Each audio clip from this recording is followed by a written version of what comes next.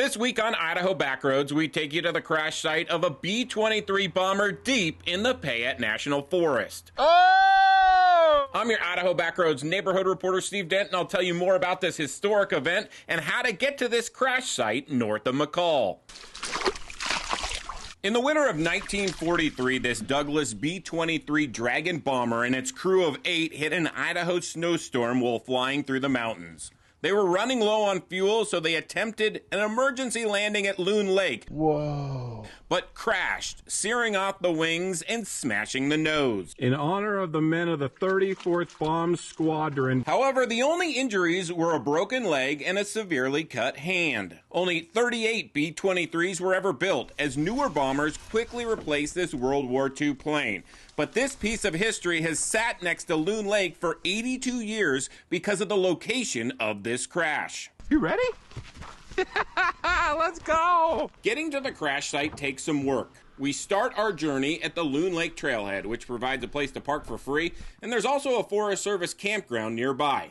People have two options to get to Loon Lake, which makes this an enjoyable loop. And apparently we're on the Idaho Centennial Trail. I hiked up the Loon Lake Trail. It was 4.5 miles. It's roaring pretty good. With some elevation gain, but no sustained grunts. The other option includes the Secesh River Trail at 6.5 miles. And both of these trails were well maintained, and they meet up right before this meadow, which leads to Loon Lake. The crash site sits on the opposite side of the lake. I opted to head around on the western side, where I changed clothes, put on some water shoes, and almost immediately came to a water crossing. Oh, go geez!